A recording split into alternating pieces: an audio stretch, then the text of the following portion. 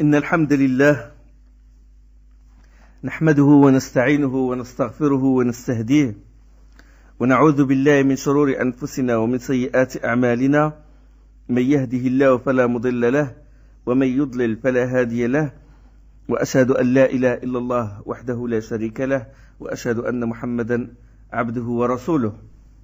أما بعد فإن خير الكلام كلام الله وخير الهدي هدي محمد صلى الله عليه وسلم وشر الأمور محدثاتها وكل محدثة بدعة وكل بدعة ضلالة وكل ضلالة في النار.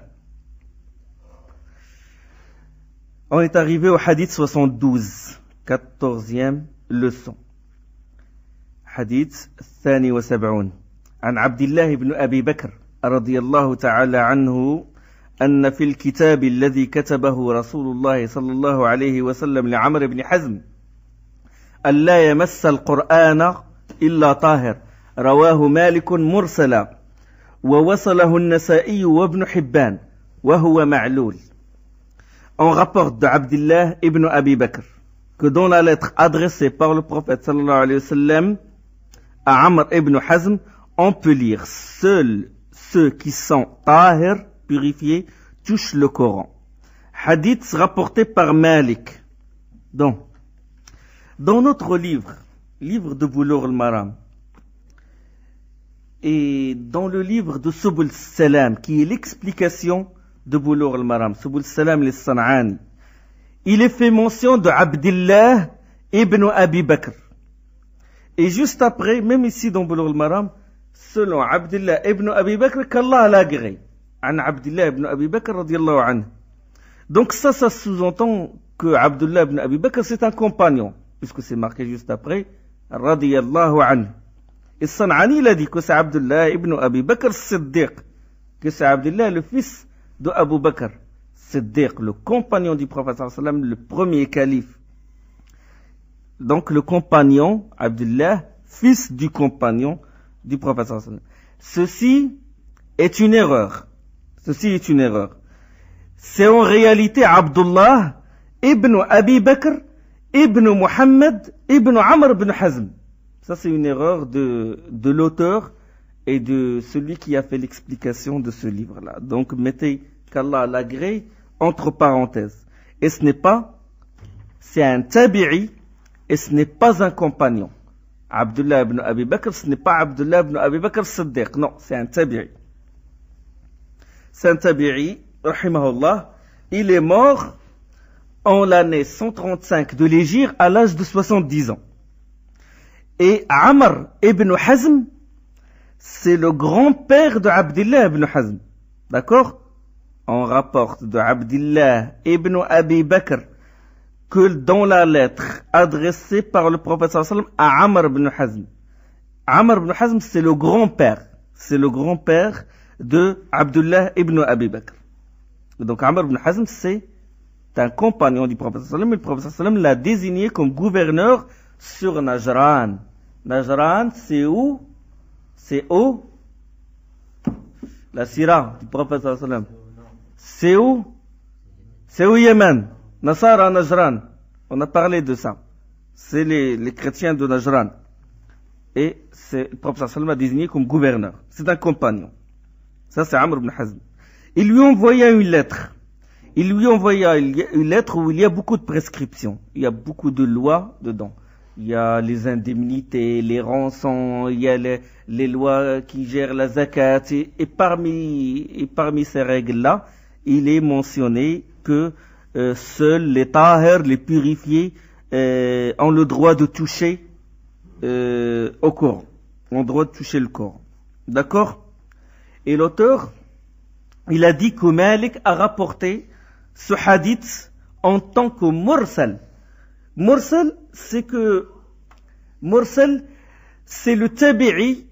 Des fois, il dit que le prophète sallallahu alayhi wa sallam a dit sans intermédiaire. Il fait tomber l'intermédiaire.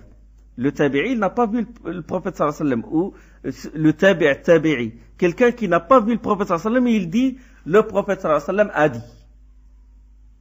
Quel est l'intermédiaire? Qui lui a rapporté ça? Personne ne lui a rapporté. On dit mursal. Il a envoyé au prophète sallallahu alayhi wa sallam. Donc, l'intermédiaire entre Abdullah ibn Abi Bakr et le compagnon et le prophète sallallahu alayhi wa sallam n'existent pas dans ce hadith comme il est. D'accord? Parce que il y a une rupture entre Abdullah ibn Abi Bakr et son grand-père. Il n'y a pas une rencontre. Il manque un intermédiaire. Les savants, ils disent, il manque un intermédiaire entre Abdullah ibn Abi Bakr et son grand-père. D'accord? Et c'est pour ça que Malik, il a dit, c'est un hadith mursal. Et le mursal, il fait partie de quoi? Il fait partie des hadiths da'if. D'accord? Parce que l'intermédiaire n'existe pas.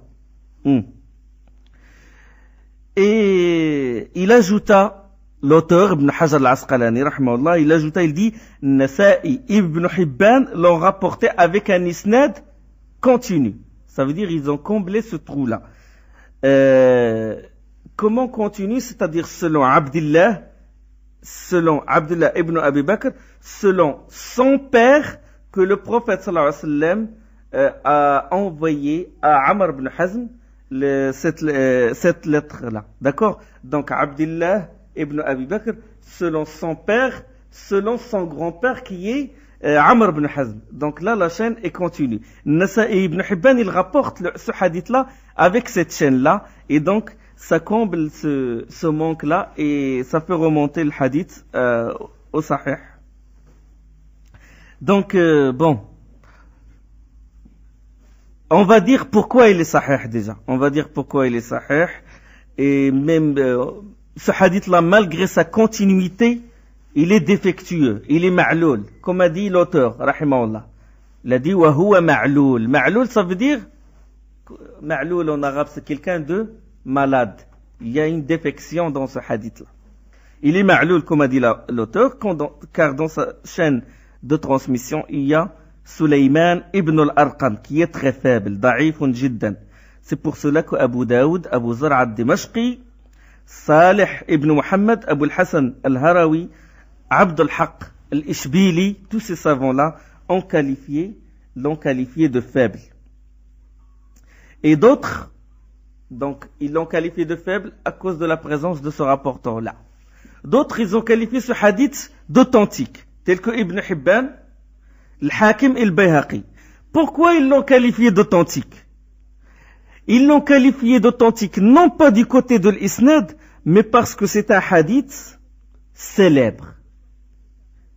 Et Shafi'i et Ibn Abd al-Barr, il a dit, cette lettre qui a été envoyée par le prophète sallallahu alayhi wa sallam est célèbre.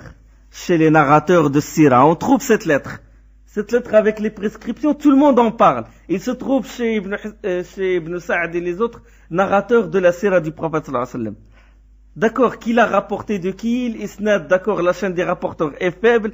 Il y a des rapporteurs qui sont faibles dans le hadith là, mais cette lettre, on la trouve dans les livres. On la trouve chez beaucoup de gens. Elle est célèbre. Et ils disent c'est impossible que ça soit quelque chose qui n'est pas authentique, et c'est impossible que ce soit quelque chose qui ne remonte pas au prophète sallallahu alayhi wa sallam. Et les savants l'ont reconnu. Donc, ils ont reconnu cette lettre-là, et ils étaient unanimes là-dessus. Donc, c'est ça qui a fait remonter ce hadith-là au hadith authentique.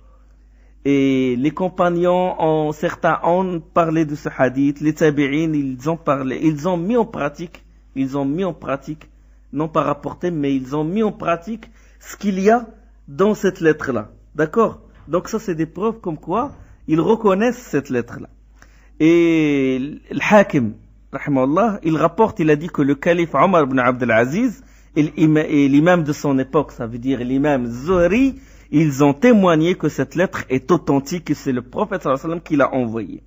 Donc la célébrité de cette lettre renforce l'authenticité du hadith. Et ce hadith-là a des hadiths témoins. C'est pas la lettre qui a des hadiths témoins, c'est pas la lettre. Là, on a parlé de hadith, de la lettre qu'a envoyé le prophète sallallahu alayhi wa sallam, à Amr ibn Hazm. Là, on dit le texte qui est dedans, où le prophète sallallahu alayhi wa sallam, il dit que seuls les purifiés ont le droit de toucher le Coran. Cette phrase-là a des témoins. Il y a le hadith selon Hakim ibn Hizam, qui a dit lorsque le prophète sallallahu alayhi wa sallam m'a envoyé au Yémen, il m'a dit ne touche pas le Coran sauf si tu es en état de pureté. Et ce hadith-là, il est rapporté par le Hakim et Daraqutni. Il est qualifié d'authentique par le Hakim, il est qualifié de Hassan d'assez bon par Al-Hazimi, qualifié de faible par Nawawi. Il y a aussi hadith selon Uthman ibn Abi al-As. Il est rapporté par Tabarani dans son Mujma' al-Kabir. Et le hadith aussi selon Omar ibn al-Khattab, rapporté par Ibn Majah, mais il est faible. Ce hadith de Omar, il est faible parce que dans son isnad, il y a deux rapporteurs faibles, Saïd ibn Muhammad et Ibn Jurayj. Et il y a aussi ce que rapporte l'imam Malik dans son Muwatta, avec un isnad authentique, que Mus'ab ibn Sa'd ibn Abi Waqqas il a dit, je tenais le Coran pour mon père, ça veut dire mon père, Sa'd ibn Abi Waqqas. Et après, je me suis gratté. Et Sa'd, il me dit, est-ce que tu as touché ton sexe? Il a dit oui. Il a dit, refais tes ablutions. Donc ça, c'est une preuve comme quoi le fait de toucher le sexe annule les ablutions. Et si on annule les ablutions, on n'a plus le droit de toucher le Coran. Ça, c'est la preuve on peut dire que c'est une preuve, c'est un témoin. Et donc ce hadith-là, il est authentique, ou au moins Hassan, assez bon grâce à ces shawahid, à ces témoins. Maintenant, il y a des questions qui se posent, questions de jurisprudence. As'ila fiqhiyya. Quel est le statut juridique de la récitation du Coran par cœur, sans toucher le Coran, lorsqu'on est en état d'impureté mineure, lorsqu'on est sans wudu? Lorsqu'on est sans wudu, quel est le hukm? Le hukm que c'est autorisé. Et l'imam Nawawi a dit dans ses livres, Al-Majmou' et Tibyan fi adab hamalat al-Qur'an, il a souligné qu'il y a ijma'. Il y a ijma' sur le fait de réciter le Coran par cœur, même si on n'est pas en état de wudu. D'accord? Ça, c'est une question. On la met à part. Maintenant, quelqu'un qui est en état d'impureté mineure, est-ce qu'il peut toucher le Coran? Quelqu'un qui n'est pas en état de wudu, est-ce qu'il peut toucher le Coran? Là, on distingue deux thèses. La première thèse, c'est le madhab de l'Jumhur, dans les quatre imams. Abu Hanifa, Malik, Shafi'i et Imam Ahmed. Ils disent qu'il n'est pas autorisé de toucher le Coran. Jumhur, le ulama. Et leurs arguments, c'est le hadith de Amr ibn Hazm. Hadith qu'on a dit, le témoin. Et le hadith 72. Et le hadith aussi de Hakim ibn Hizam, qui est rapporté par Al-Hakim et Daraqutni. C'est le hadith témoin. Et il y a le hadith selon Uthman ibn Abi al-As, rapporté par Tabarani. C'est un hadith témoin aussi. Et le hadith selon Omar par Ibn Majah, bien qu'il soit faible. Et le hadith selon Sa'd ibn Abi Waqqas, rapporté par Malik. Quand Sa'd il a dit à son fils, lève-toi et va refaire tes ablutions.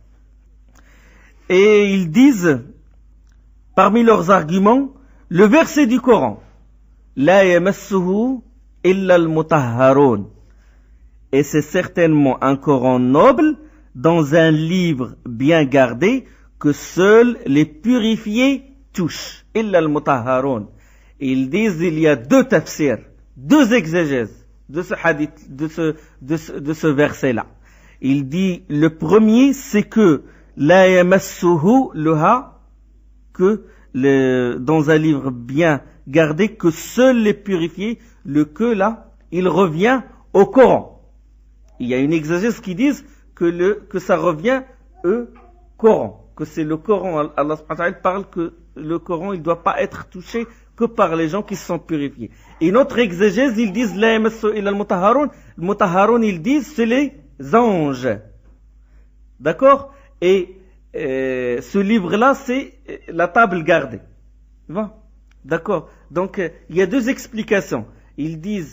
Certains disent que ce hadith-là, c'est une preuve, que quand Allah il dit dans un livre bien gardé, et c'est certainement un Coran noble dans un livre bien gardé, que seuls les purifiés touchent. Ils disent que seuls les purifiés touchent quoi? Touchent le Coran.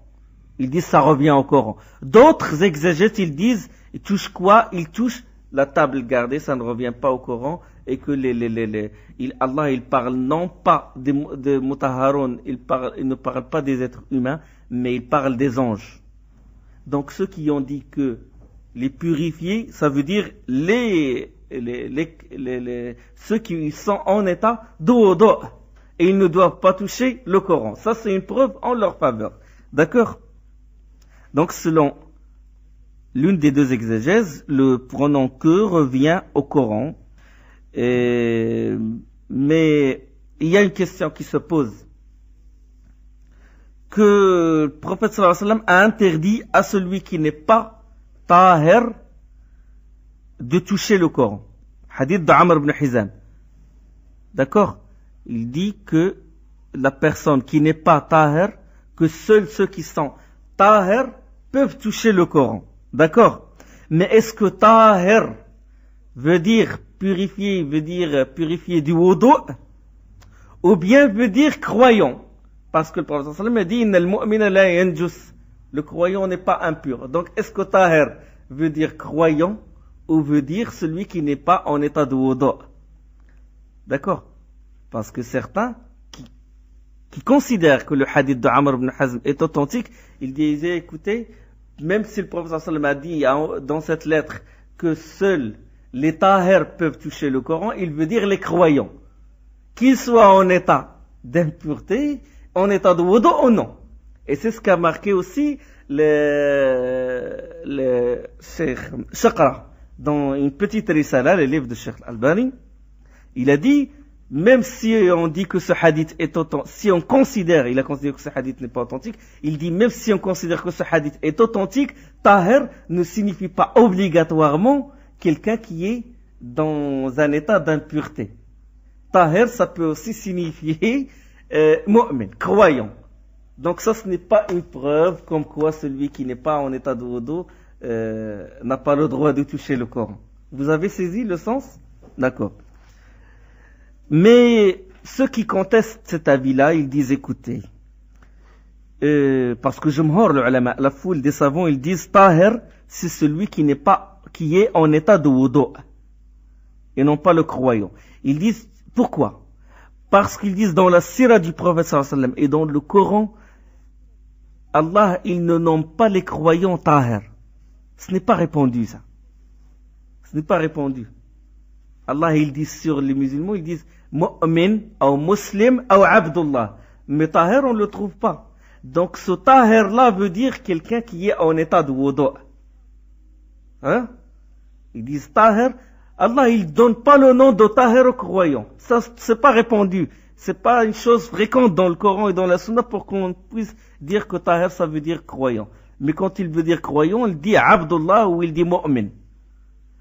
Et donc, le sens de tahir ici, c'est en état, celui qui est en état de wudu.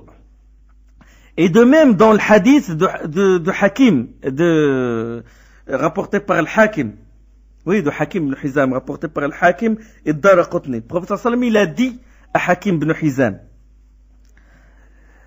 à Hakim ibn Hizam, selon Hakim ibn Hizam, il dit, lorsque le prophète sallallahu alayhi wa sallam m'a envoyé au Yémen, il m'a dit, ne touche pas le Coran, sauf si tu es tahir. Sauf si tu es tahir. Donc c'est un hadith qui est qualifié d'authentique par le Hakim, mais de Hassan par le Hazimi. Et alors, qu'est-ce que ça signifie tahir dans ce cas? Est-ce que Hakim ibn Hizam est musulman ou non? Il est musulman. Il est croyant. Le prophète sallam a voulu l'envoyer au Yémen. Il est déjà musulman. Et quand il lui dit ne touche pas le Coran qu'en étant tahir, est-ce que ça signifie qu'en étant musulman? Il s'adresse à un musulman déjà. Donc en état de wudu. Donc c'est le sens qu'on peut sentir. Parce qu'il ne s'adresse pas à un mécréant, il s'adresse à un musulman. Et il dit, tu ne dois pas toucher le Coran, sauf si tu es en état tahir, ça veut dire, dans ce cas-là, en état de wudu. D'accord? Donc ça, c'est une preuve comme quoi tahir signifie en état de wudu. Et Cheikh Al-Uthaymin, dans l'explication de Zad al-Mustaqna, il a dit, c'est ce sens-là qu'on choisit. Actuellement, aujourd'hui, c'est le plus connaisseur de la langue arabe. Je dis pas le plus connaisseur, c'est l'un des plus connaisseurs de la langue arabe. Et ils disent tahir, ça signifie celui qui est en état de wudu, et non pas le musulman.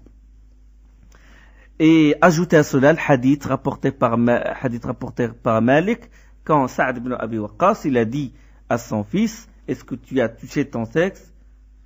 il a dit oui, il a dit lève-toi et refais tes ablutions.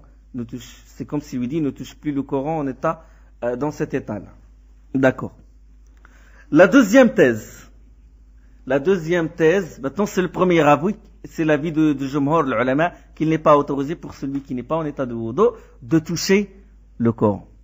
Maintenant la deuxième thèse, c'est le madhab d'Ibn Hazm. Madhab d'Ibn Hazm, mais aussi choisi par Cheikh Albani actuellement.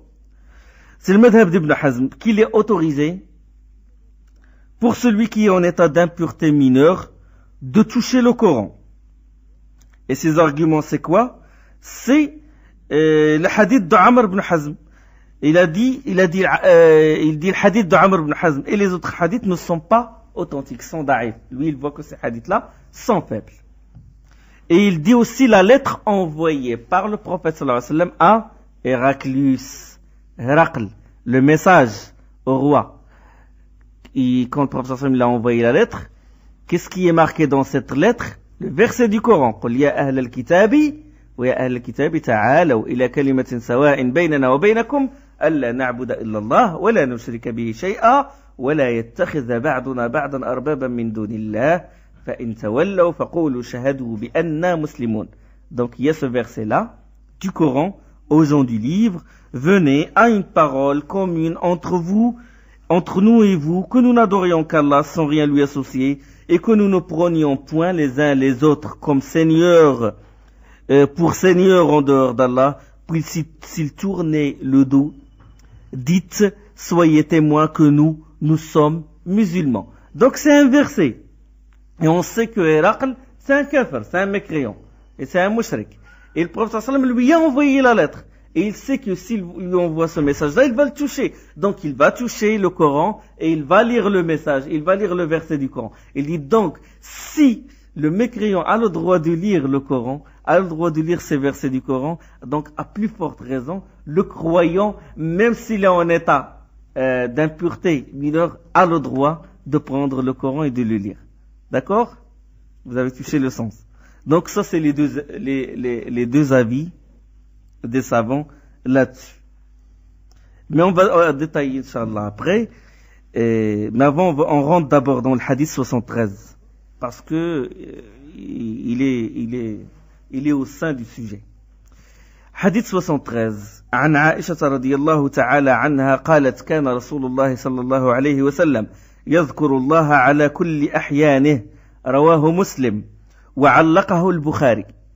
Aïcha a dit, le prophète sallallahu alayhi wa sallam avait l'habitude de prononcer le nom d'Allah, d'évoquer le nom d'Allah à tout moment. Et c'est un hadith rapporté par Muslim et par Al-Bukhari. Par Al-Bukhari sans isnad. Allaq, vous savez ce que ça veut dire? Allaq, suspendu. Regardez. Le plus haut degré, c'est quoi? C'est le prophète sallallahu alayhi wa sallam. Et puis le compagnon. Et puis le tabi'i. Et puis des fois, le rapporteur, comme Bukhari rahmallah, il ne donne pas les intermédiaires entre lui et les rapporteurs ou le compagnon. Il ne donne pas. Donc il enlève volontairement. Des fois, il enlève une partie du isnad. Et comment il devient l'isnad? Suspendu. D'accord? Il n'y a pas d'intermédiaire. Et c'est ce qu'on appelle mu'allaq. Mu'allaq, le collecteur du hadith ou celui qui écrit, le savant dans son livre, il donne des fois des hadiths mu'allaq. Il ne mentionne pas l'isnad. Et dans le Bukhari, il y a des mu'allaq qui sont da'if, il y a des mu'allaq qui sont sahih, etc. Et des fois, il enlève l'isnad. Il dit, Abu Huraira a dit, sans chaîne de rapporteurs, sans intermédiaire entre lui et Abu Huraira. Il le dit dans le sens du commentaire ou dans le sens d'appuyer un autre hadith, etc. Et c'est ce qu'on appelle mu'allaq. Mais c'est un hadith authentique. Ce hadith est rapporté par le Muslim sous le chapitre Al-Hayd, les monstrueux, et par le Bukhari sans isnad, comme on a dit, mu'allaq, sous le chapitre aussi de Al-Hayd, sous le chapitre des monstrueux. Il est également rapporté par Abu Awana. L'imam Nawawi, rahimahullah, il a dit qu'il y a unanimité des savants sur le fait que celui qui est en état d'impureté mineure ou majeure peut prononcer le nom d'Allah, peut louer Allah, peut le glorifier. Il a dit, il y a ijma' que celui qui est sans wudu ou qui est en état de janaba, ou la femme menstruée a le droit de dire Subhanallah, Allahu Akbar, Astaghfirullah, a le droit d'évoquer le nom d'Allah subhanahu wa ta'ala. Et l'imam Muslim, il rapporte selon Jahm ibn al-Harith ibn al-Simma que pendant que le prophète sallallahu alayhi wa sallam revenait de Bi'r Jamal, un homme le rencontra. Il lui lança salam. Il dit au prophète sallallahu alayhi wa sallam, salamu alaykum. Et le prophète sallallahu alayhi wa sallam ne l'a pas répondu. Il n'a pas répondu aussitôt. Il s'est dirigé vers un mur et il a fait tayammum. Il s'est essuyé comme ça, il s'est essuyé le visage et la main. Et puis il a répondu, il a rendu salam à cet homme-là. D'accord? Et ça c'est la version de Muslim. Et dans la version d'Abu Daoud, le prophète sallallahu alayhi wa sallam a dit, il me répugne d'évoquer Allah sans être en état de purification. Il me répugne d'évoquer Allah sans être en état de purification. D'accord? Et les six sauf le Bukhari, ils rapportent qu'un homme passa à côté du prophète sallallahu alayhi wa sallam pendant que le prophète sallallahu alayhi wa sallam urinait. Il lui lança le salam et le prophète sallallahu alayhi wa sallam ne lui répondit pas. Ne lui a pas répondu. Donc, dans le cas où la personne fait ses besoins ou pendant le rapport sexuel, il n'a pas le droit de prononcer le nom d'Allah, il est illicite. Donc, le prophète sallallahu alayhi wa sallam, il n'a pas voulu répondre à cette personne, n'a pas voulu évoquer Allah sans l'état de purification. Mais ça, c'est dans les meilleurs des cas. Ça, c'est dans les meilleurs des cas. Ça veut dire que la personne a le droit d'évoquer Allah, mais dans les meilleurs des cas, il le fait tout en étant en état de wudu. Aïcha, il dit que le prophète sallallahu alayhi wa sallam, dans tous ses états, il évoquait Allah. Et dans ce hadith-là, que le prophète sallallahu alayhi wa sallam n'a pas voulu dire wa alaykum salam avant de faire tayammum. Mais ça, que le prophète sallallahu alayhi wa sallam, il a préféré être dans un état plus haut que celui de l'état où il est, l'état de tayammum, l'état de purification, pour répondre. D'accord? Donc, il est autorisé de dire subhanallah et tout, même si on n'est pas en état de wudu, mais il est préférable d'être en état de wudu pour prononcer le nom d'Allah.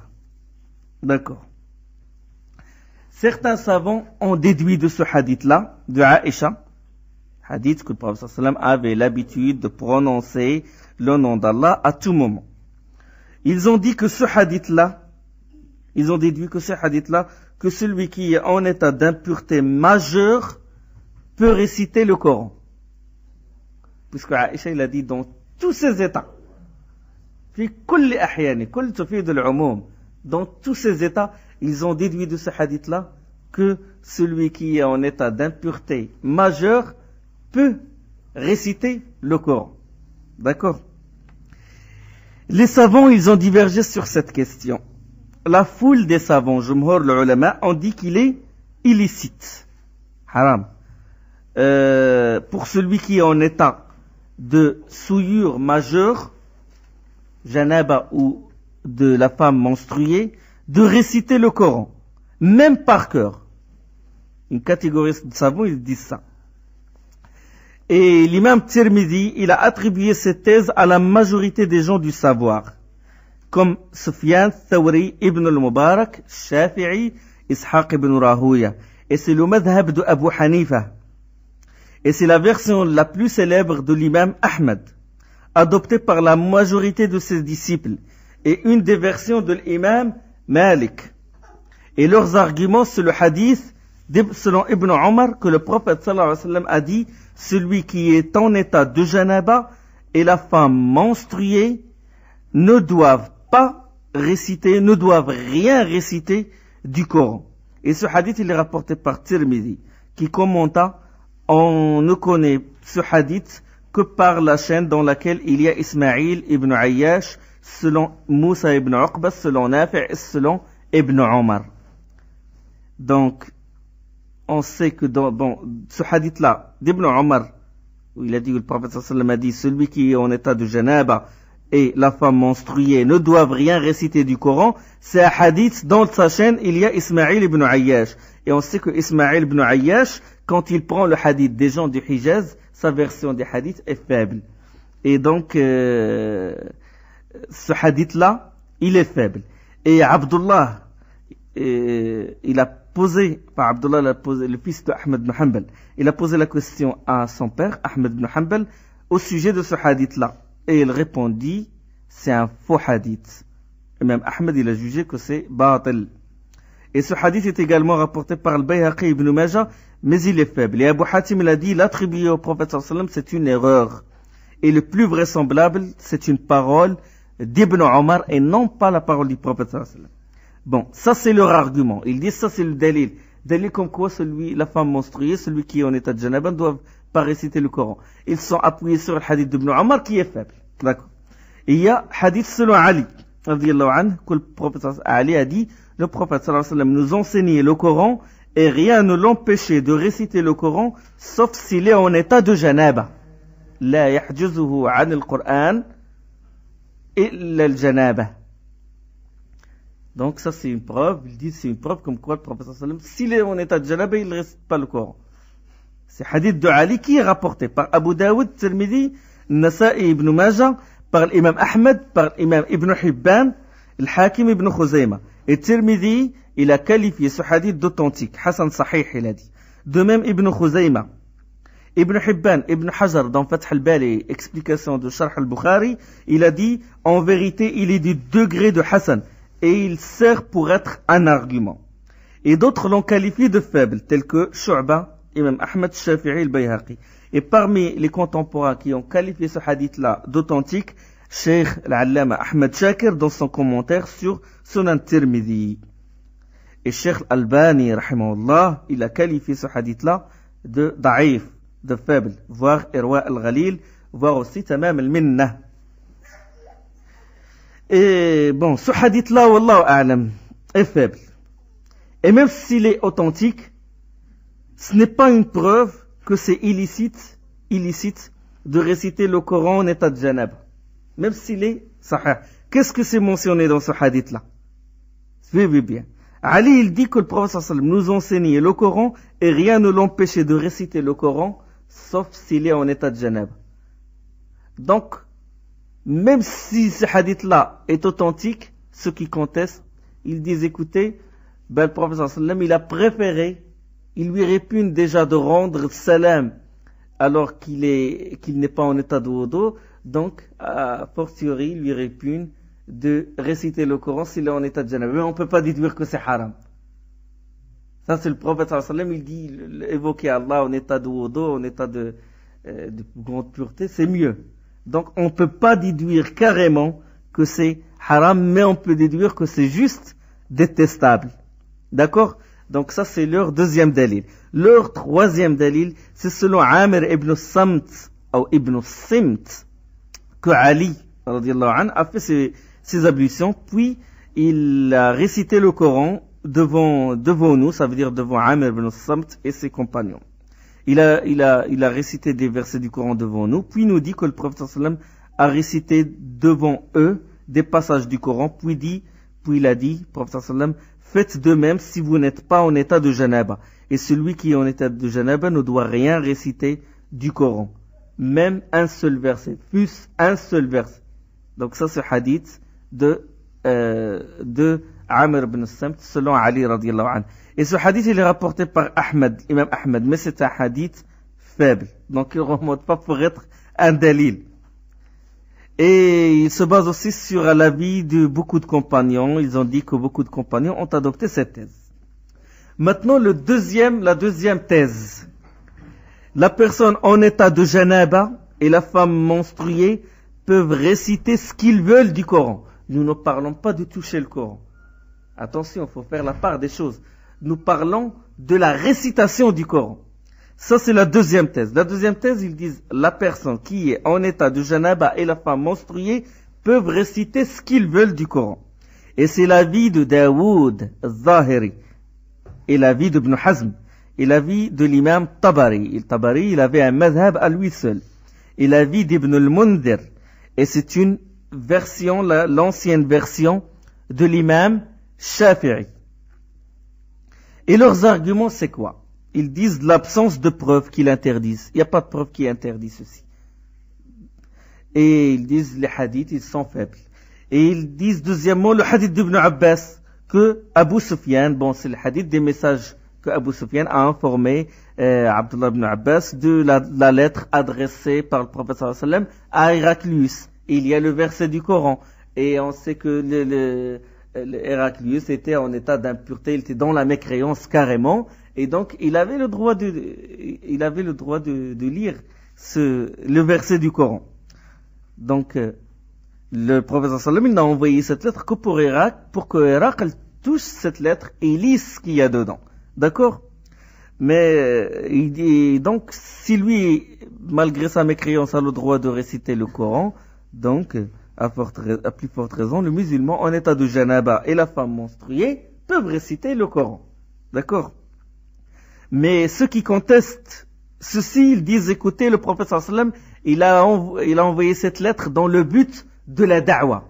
Ils disent d'accord, il y a le dommage, ce dommage-là que Héraclius va prendre la lettre et il va réciter les versets du Coran. Mais il y a un avantage derrière ça. Et donc on peut s'autoriser certaines choses dans la da'wa, dans la prédication, comme par exemple pour changer un mal, comme par exemple dans c'est un émir à une police bien spéciale dans ce qu'on appelle le Hisba, système de Hisba, s'il a des gens qui s'occupent du changement du mal.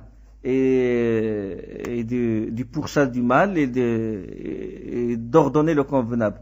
Ils peuvent par exemple rentrer dans un bar pour changer le mal. Donc le fait de rentrer dans le bar, c'est un mal. Mais c'est dans le but d'enlever un mal plus grand. Donc le prophète sallallahu alayhi wa sallam, le fait qu'il lui envoie cette lettre, d'accord, c'est un mal qu'il va toucher la lettre et il va réciter le Coran.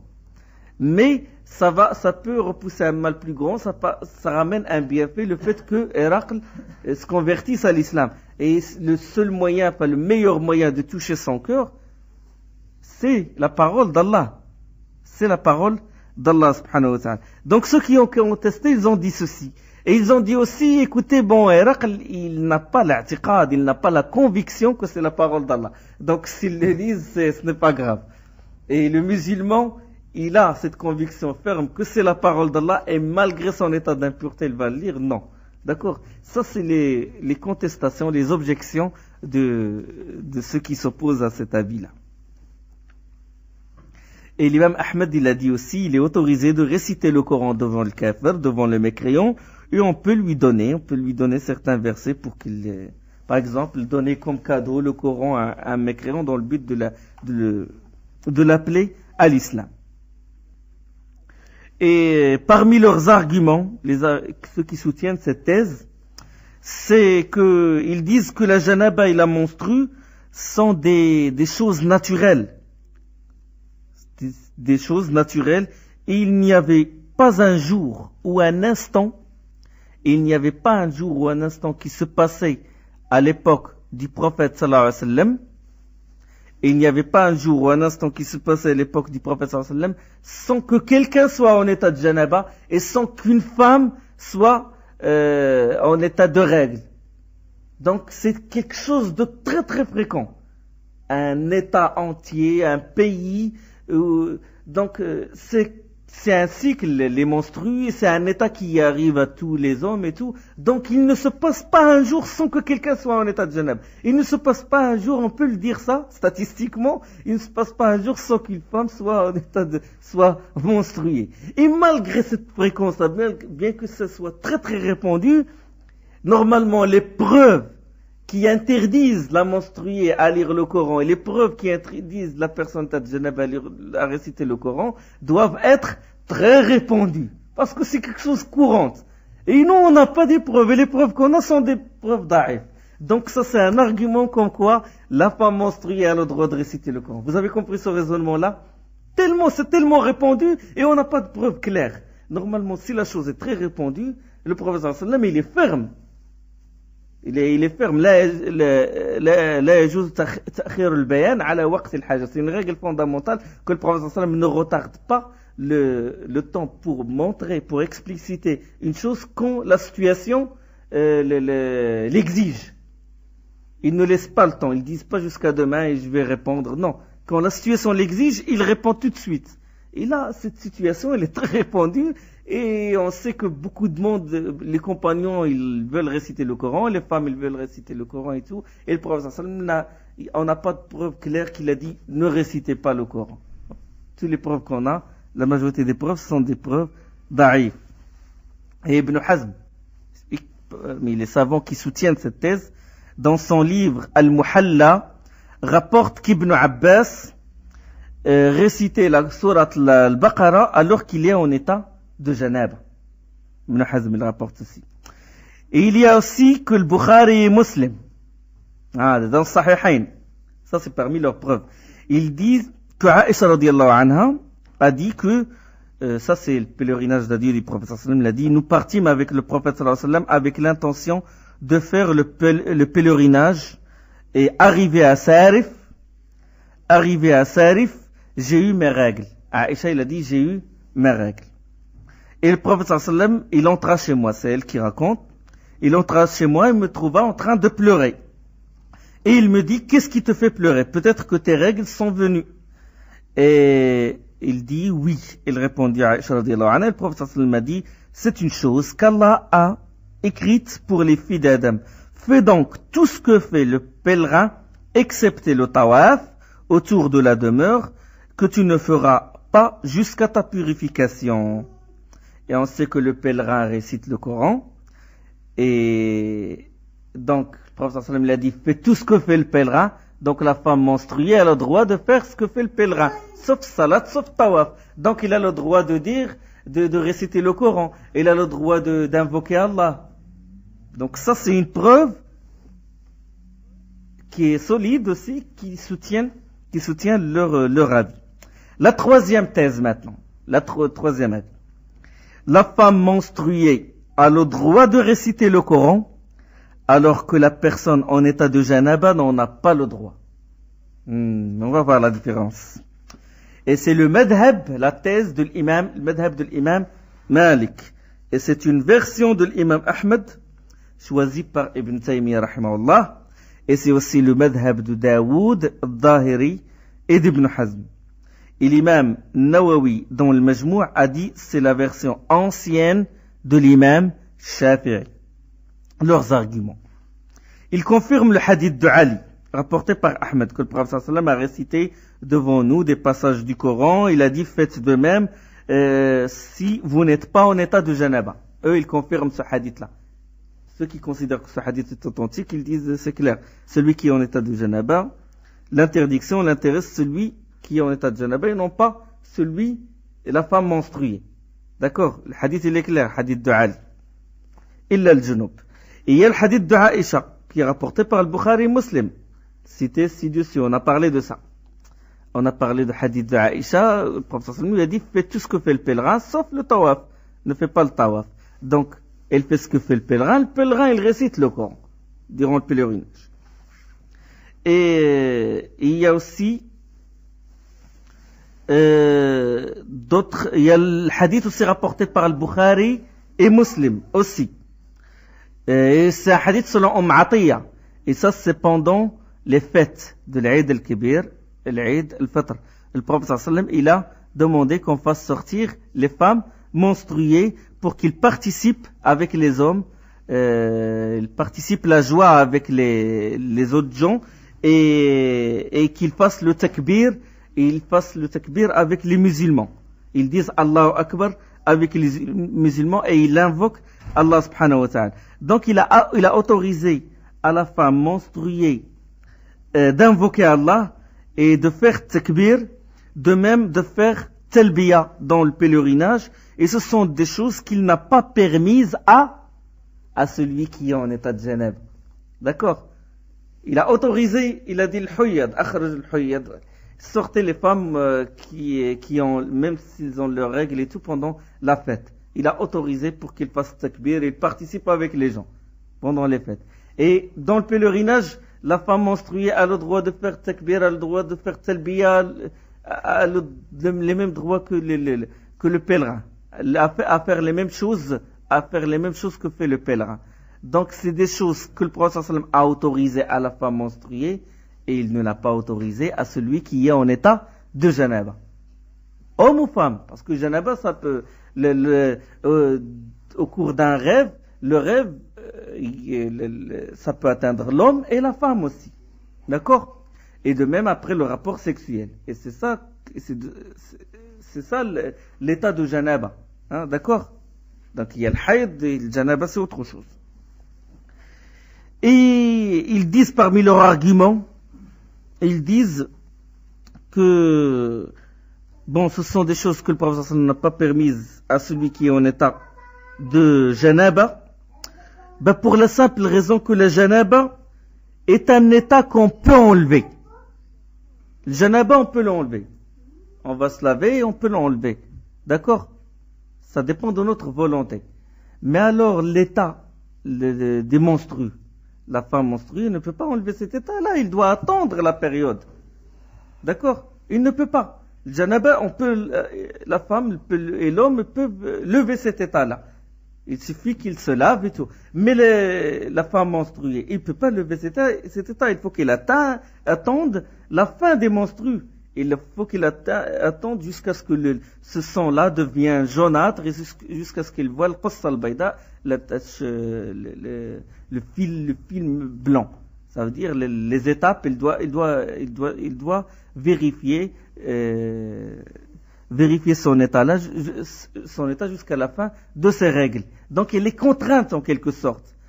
Donc il y a une différence entre la menstruée et l'homme ou la femme qui sont en état de janaba. Il y a une différence. Donc le statut il change. Donc le prophète sallam il a allégé le statut pour la femme menstruée et il ne l'a pas allégé pour celui qui est en état de janaba parce qu'il est obligé d'aller se laver. Bon, la suite, Inch'Allah, bientôt. Subhanakallah wa bihamdik, shadu la ilaha illa ant, astaghfiruka wa atubu ilayk.